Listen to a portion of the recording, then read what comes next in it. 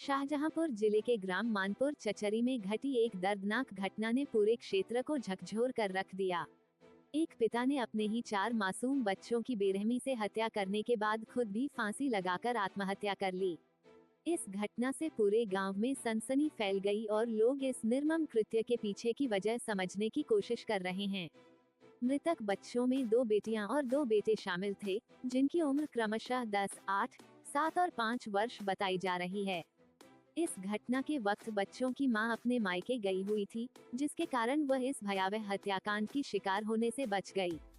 घटना की जानकारी मिलते ही पुलिस अधीक्षक श्री राजेश द्विवेदी और अन्य वरिष्ठ अधिकारी मौके पर पहुंचे और पूरे घटनाक्रम की जांच शुरू कर दी।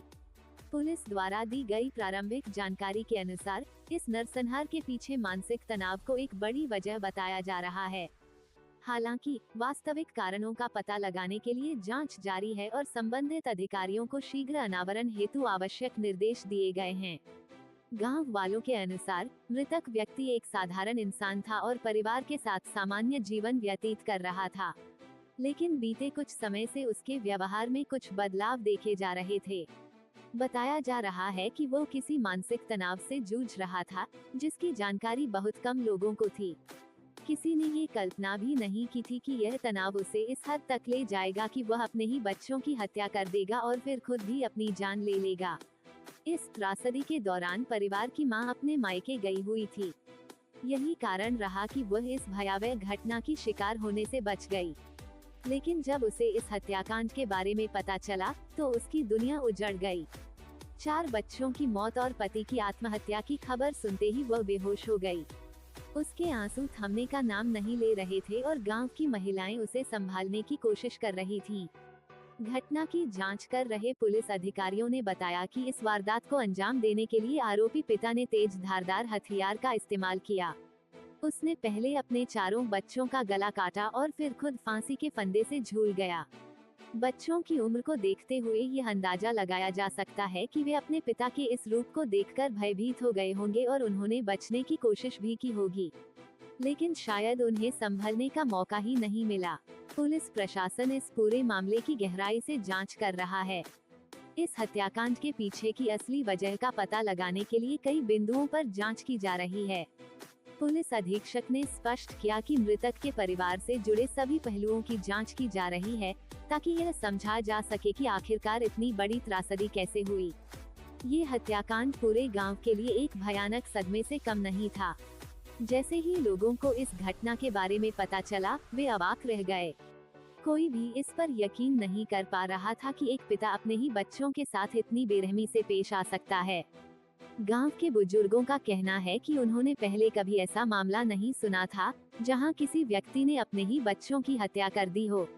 4 बच्चों की मौत से गांव में मातम पसरा हुआ है और हर किसी की आंखें नम हैं। इस तरह की घटनाओं के पीछे अक्सर मानसिक तनाव, पारिवारिक कलह, आर्थिक तंगी या अन्य सामाजिक समस्याएं होती हैं। मनोवैज्ञानिकों के अनुसार कई बार व्यक्ति अपनी समस्याओं से इतना घिर जाता है कि उसे अपनी जिंदगी और अपने परिवार का कोई मोल नहीं लगता। यदि मृतक व्यक्ति किसी तनाव में था, तो यह सवाल उठता है कि क्या किसी ने उसकी तकलीफों को समझने की कोशिश की? क्या उसकी मानसिक स्थिति को लेकर पहले कोई संकेत मिले थे, जिन्हें अनदेखा कर दिया गया?